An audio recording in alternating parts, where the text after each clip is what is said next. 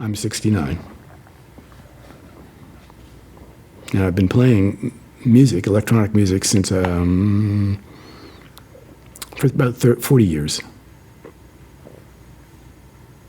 The music scene has changed. It's become more multidimensional, I feel, more accepting of a variety of music styles and approaches, less segmented, rigidly segmented.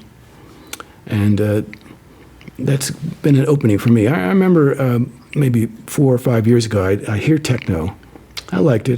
They had a lot of good electronic sounds in techno, but of course there was always that beat. And I would say to myself, well, if they just get rid of that beat, it could be me, you know. And that's kind of what's been happening. Mind-blowing. I mean, I've been in Philly playing music for many years, and I didn't think I was ever going to leave. And so it's a totally new experience. I love playing Philly. It's a small scene. You can't really make it in Philly, you know. But very enjoyable, very supportive. The musicians in Philly are very collegial, and it's not like New York at all. And it's a great place to be a musician and to play. I've been here doing this for years, decades. Then these retrospective records came out. It was a series of records of old stuff that I did, some of it 20 or 30 years ago, for dance productions, theater productions, so on. And usually when it was done, the tapes went in the closet, never to be seen again. I didn't think I would ever do anything with them. And this fellow named Rabia Biani, who is the president of Morphine Records in Berlin, heard something that I did a long time ago, liked it. It kind of was sort of a proto-techno kind of thing, 20 years early. And he said, well, can I re-release that? I said, fine, you know, nobody else wants it. He heard it, he liked it, and he said, well, do you have any more? I said, yes, I have a closet full of that stuff. And he said, let me hear it all.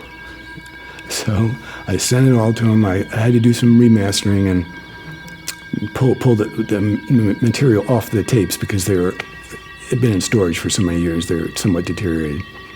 He liked it all, and he decided to put out this. It's a 3-album set of stuff spanning 20 years of old recordings, archived recordings. This one's called Group Motion, and it's mainly built around a rehearsal that I did for a performance at Group Motion, which is a local dance company.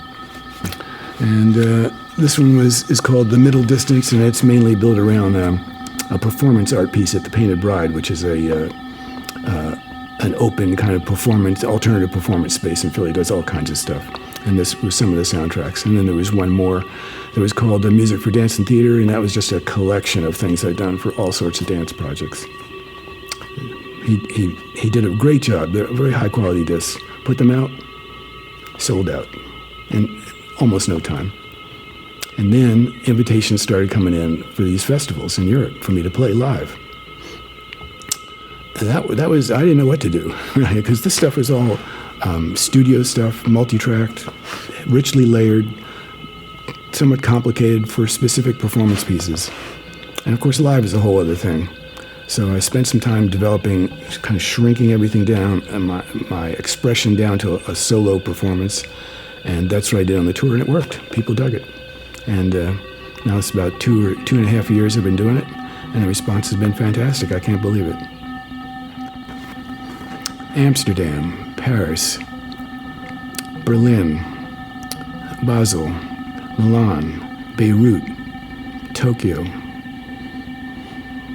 and a few more I can't remember. But it's been 3 tours with several gigs each, a lot of traveling.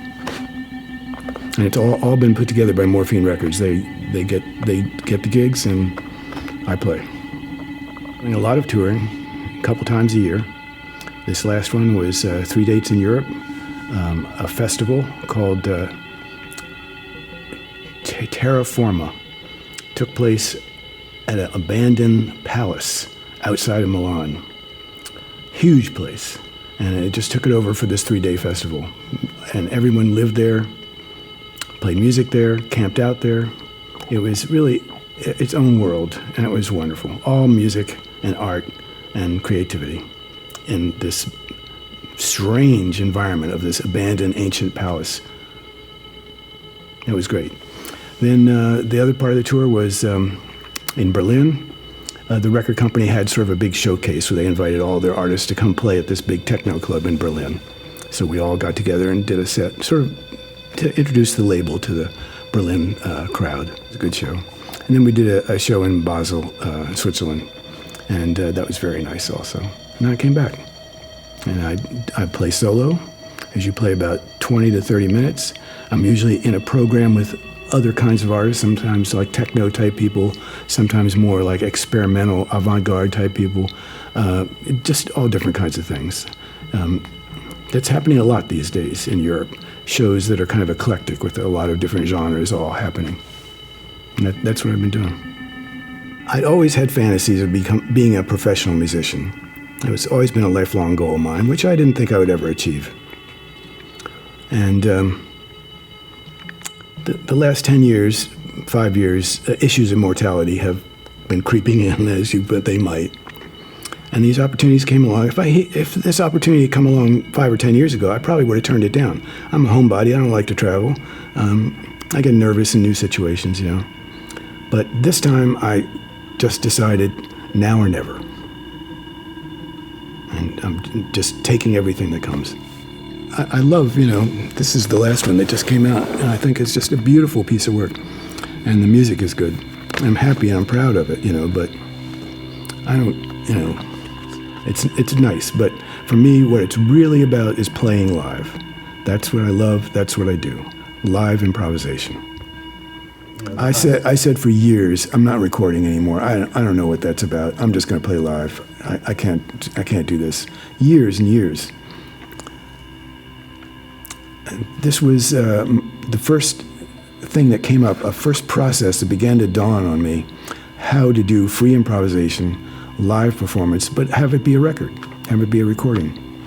And I have to give Rabia Biani a lot of credit. He was the producer and the president of Morphine Records. He really gave me a lot of guidance doing this. It's very simple. There's almost no overdubs. It's just the easel and one echo box and a few other minimal effects. And other than that, it's just pure expression of a single voice. And I think I found what I was looking for, you know, a way to bring what I do live into a recording situation. We'll see. We'll see. We spent about a week with me just recording basic tracks. I must have had 15 or 20 of them by the time we were done. And then I left. This is in Berlin. We recorded at his place. And then he took these tracks, he did a little editing, moving them around, adding a bit of reverb here, a little snip there. He didn't really add sounds. He shaped what was already there and then curated the pulling of these tracks into a complete expression of the full album. So it was definite collaboration. You know, what I left him with was not ready to become an album by any chance. And he did a great job, and I'm totally pleased. Although at first, when he first sent me the tracks of what he had done to my tracks, I was like, I did that? Huh? What? It took me a while, but now I get it. Well, Rabia is also a perfectionist, and that produced some conflict. You know, there were times when he wanted me to execute things with a kind of a precision and a symmetrical feel that I was just incapable of doing. He used to get real mad at me for not being able to execute some of these ideas, but eventually we worked it out. It was a very different process for me.